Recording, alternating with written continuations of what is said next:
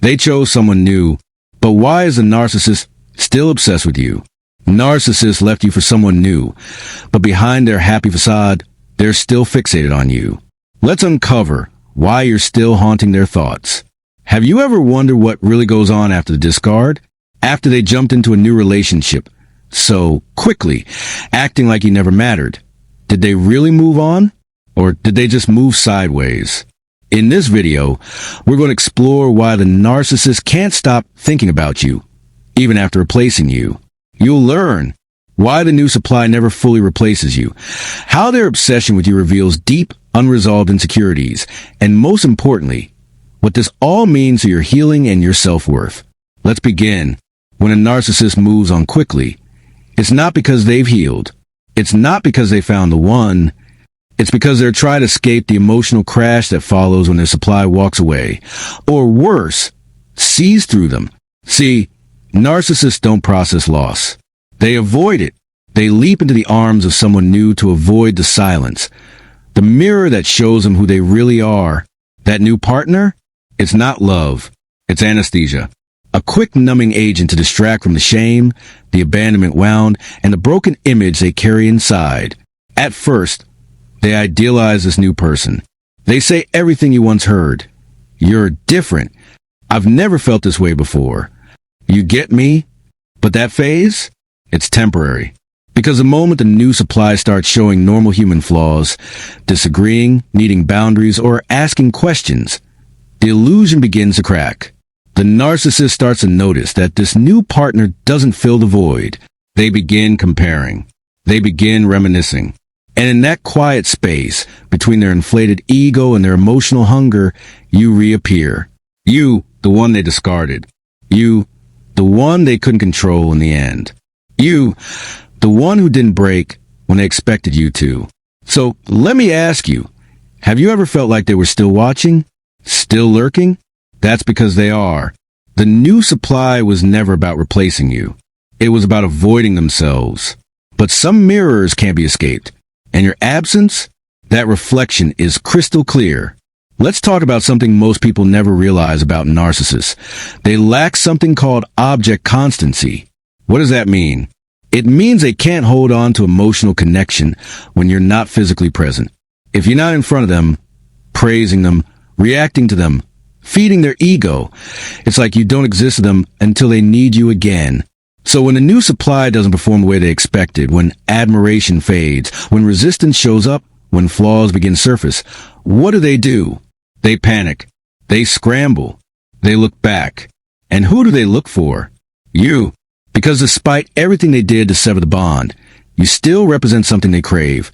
A connection that once made them feel powerful, important, even real. See, the narcissist doesn't move forward. They rotate. They recycle. And when the new source of supply begins to wobble, they circle back to the old, hoping to tap into something familiar. But here's the catch. They don't return because they love you. They return because they hate feeling lost. They return because you were easier to manipulate before. You were trained, conditioned, predictable. They think maybe, just maybe, you'll slip back into the old pattern. But you've changed, haven't you? And that shift is exactly what makes them even more obsessed. So ask yourself, have they ever tried to accidentally reconnect? A random message, a fake emergency, a mutual friend suddenly reaching out? That's not coincidence. That's lack of object constancy and fear of losing their grip. Here's something that might surprise you. Even when it seems like they've forgotten you, even when they post smiling selfies with someone new, talking about soulmates and forever, they're still thinking about you. Not because they want reconciliation, but because you are still the standard they measure everyone against. They remember your empathy, your emotional depth, your patience, even your unpredictability. How you challenged them, held them accountable, made them feel something beyond shallow admiration. They can't replicate that. Not with a new partner. Not with 10 new partners. Because what you gave them wasn't surface-level attention. It was a glimpse into what real connection feels like. And that's rare. The new partner may be compliant. They may praise the narcissist more often or avoid confrontation. But deep down, the narcissist knows it's not the same. They notice the difference. They resent the difference. And instead of taking responsibility, they compare constantly. Why don't they get me the way my ex did? Why doesn't this feel the same? What if I made a mistake? But they won't admit it, not out loud. Instead, they criticize. They sabotage. They stir chaos, hoping the new partner will become what you once were. But they never do, because there is no replacing authenticity. There is no cloning connection. And the truth they try to deny is this: you were the benchmark, and you still are. So, let me ask you, have you felt this energy? That pull, that comparison, that shadow you keep casting on their new life? That's not your imagination. That's the echo of impact, and they can't escape it. Let's be honest. Have you ever seen them post suddenly affectionate photos with their new partner right after going silent on you? That's not coincidence. That's triangulation. It's a tactic used to provoke you, to remind you they've moved on, but more importantly, to see if you still care. You see, narcissists don't love like most people do. They don't share affection to connect. They display it to control. Flaunting the new supply isn't about happiness. It's a strategy, a power play.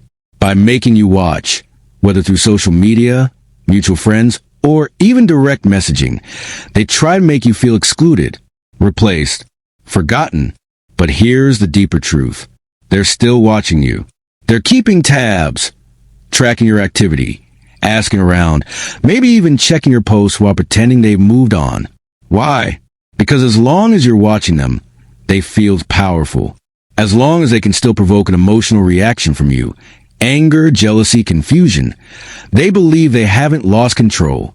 Even while in another relationship, you remain their supply. That should tell you everything. Triangulation isn't just about showing off. It's about domination. They want to keep you emotionally hooked, unsure, maybe even questioning your worth. So, here's a question for you. Have you ever wondered why they seem so obsessed with making sure you see what they're doing, even after it's over? That's not love. That's leverage. And your detachment? That's what takes their power away. Let's talk about obsession, because their lingering fixation on you has nothing to do with love. It's about injury, a narcissistic wound that never truly healed. When you walked away, or when they realized they couldn't control you anymore, it cracked the image they had of themselves. And now, they can't stop replaying it. But this isn't romantic nostalgia. It's survival. They replay old conversations not because they miss you, but because they want to rewrite the past, where they didn't lose. They remember your reactions, your boundaries, your silence, because all of it challenged their illusion of superiority. You stopped feeding their ego, and now they're starving. So what do? They mentally bounce between resenting you and yearning for the power they used to feel when you were in their grip. That's why they hate you and crave you at the same time. That's why they hate your strength but obsess over your memory. Because your emotional clarity exposed their emotional emptiness. Have you felt it? The random texts, the sudden attempts to check in, the subtle breadcrumbs they leave behind? They're not hoping to heal anything. They're hoping to reclaim something. Control, comfort, ego validation. But here's the key truth. Their obsession is not your burden to carry. It's a reflection of what they lost, their ability to shape your reality. So if you felt haunted by the idea that they might still think about you, they probably do, but not out of love, out of ego, because you were the one they couldn't fully break. And that's why they can't fully let you go. Let's ask the uncomfortable question. If they've moved on, why are they still trying to talk to you? Why does your phone light up with, "Hey, just thinking about you," or "Hope you're doing okay," even though there was someone else? It's because hoovering doesn't stop when a new supply enters the picture. In fact, it often increases. Behind closed doors, they're still testing your boundaries, still throwing bait into the water to see if you'll bite. Compliments, guilt trips, carefully staged emergencies. "I miss our connection. No one gets it like you did," or even "I'm not okay." Sound familiar? These are not signs of regret. They are emotional fishing lines, cast out to sea if you'll give them one more ounce of attention. Because to a narcissist, your attention, positive or negative, is still currency. It validates their worth. It fuels their ego. It reminds them that they still matter. Even if they've moved on physically, they still want to know they can emotionally reel you back in. They want proof that their power hasn't worn off. But here's where you hold the power. Every time you don't respond, every time you block, mute, or stay silent, you're cutting off the supply. And to them, that's intolerable. So ask yourself, have you ever felt guilty for ignoring someone who left you for someone else? That's the trap. They want you emotionally confused so they can maintain control without commitment. Their messages aren't about reconnection. They're about reinforcement. Reinforcing that they can still pull your strings if they want to. Your silence? That's what breaks the illusion. And they hate it. Here's something no narcissist will say out loud. You still matter to them. Not because they love you, but because you were once a reliable source. Their emotional ATM. Their status symbol. You knew how to lift them up, how to soothe their insecurities, how to make them feel important, even when it drained you. And that kind of emotional investment, they don't forget it. New supply might be shiny and new, but you are the benchmark. You're the known victory, the one they could count on for admiration, support, and ego reinforcement. So even if they claim to have upgraded, they quietly compare. And when that new person starts setting boundaries, showing independence, or pulling away, guess who they think of? You. Because despite everything, they believe you're still on standby, still watching, still available in some emotional vault, just waiting for them to knock again. But here's the truth they don't want to face. You evolved. You healed. You saw through the pattern and chose yourself. And that scares them more than losing you ever did. So, if you've ever caught yourself wondering, why do I still cross their mind? It's because you were never just a person to them. You were a source. And when a narcissist loses a source they thought would always be there, it leaves a void nothing new can truly replace. That's not your burden to carry. That's their unfinished business. Ever wonder if they've really moved on? They might be with someone new. They might be posting perfect pictures, pretending everything is better without you. But underneath all that, something lingers. And if you're paying attention, the signs are hard to miss. They still mention you, but never directly. Instead, they compare. Little jabs like, she doesn't get me like you did, or he's just not as emotionally intelligent. They name drop you in conversations you're not even part of. They twist the narrative, just enough to keep your name alive in their new circle. And then the sudden messages, the unexpected text, a like on an old post, or they use someone else to check in, a mutual friend, a shared acquaintance, a distant cousin suddenly reaching out. These are not coincidences. These are breadcrumbs. Because obsession doesn't always scream, it whispers. They flaunt their new relationship not out of joy, but strategy. Every photo, every caption is curated to provoke one question in your mind. Are they happier now? But ask yourself this. If they were really over you, why would they care what you think? They even recycle past. Inside jokes you once shared now repurposed. Places you once visited together. Suddenly they're there again, but with someone new. It's not romance. It's replication. They're trying to recreate the magic you once gave them. But deep down, they know it's just an echo. Obsession isn't always loud. Sometimes it hides behind silence, behind smiles, behind moving on. So if you've seen these signs, seen them linger in your orbit when they claim to be free, you're not imagining it. They haven't let go. They can't. And that brings us to the most important part. Let's flip the lens. All of this, the comparisons, the messages, the public shows of happiness, what does it really mean for you? First, you were never worthless. Their fixation is not proof of your failure. It's confirmation of your impact. You mattered. You still matter. And not because they keep looking back, but because you were something they couldn't fully control, couldn't fully break, and ultimately couldn't replace. But here's the catch. Their obsession is not your responsibility. It's their wound to carry, not yours to reopen. You don't need to respond. You don't need to validate their regret.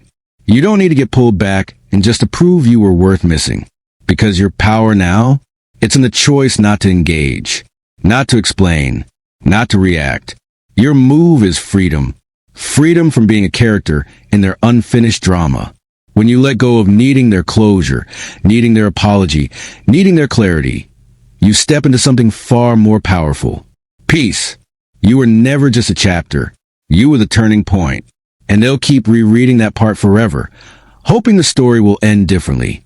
But you've already moved on to the next book. So, now that we've uncovered the truth about their obsession, their patterns, and the illusions they hide behind, what about you? How do you take all of this and finally reclaim your power? It starts with one word: distance. Maintain no contact. Not sometimes. Not when you're feeling strong. Always. Don't respond to the hoovering. Not when they send a late-night apology. Not when they use pity or nostalgia. Not when they reach out through someone else. No contact isn't cruelty. It's self-respect. And in moments where communication is absolutely necessary, maybe for legal reasons, shared children, or logistical obligations, use the gray rock method. No emotion. No engagement. No fuel. Keep it dry, neutral, factual. You're not there to soothe their ego anymore. You're there to protect your peace. But your real healing? It comes when you turn inward, invest in therapy, lean on support groups, journal the truth you couldn't speak when you were with them, rebuild your identity, not the version they needed you to be, but the one you buried trying to keep the peace. You see, reclaiming your power isn't about winning against them. It's about remembering who you were before their chaos clouded your worth. It's about becoming someone even stronger than the version who first met them. Because here's the truth. They may have moved on, but they're still haunted. Haunted by the part of you they couldn't control, the part they couldn't replace. And you're not haunted. You're healing. You're rising. So let this be your final reminder. They may try someone new, but deep down, they're still carrying the loss of something they never truly valued until it was gone. You weren't forgettable. You weren't replaceable. You weren't the problem. You were the mirror, and they couldn't stand what they saw. But now, you don't need to be replaced. You needed to be free. So let me ask you this. Have you ever watched their obsession start again, even after they moved on? Did you notice the breadcrumbs, the comparisons, the haunting silence? If you did, you're not alone. And your clarity, your story, could help someone else walk away for good. Share it. Speak it. Help another soul out of the fog. And if you're ready for more tools, more truth, and more emotional strength, subscribe. There's more healing ahead. And you're already on the way there.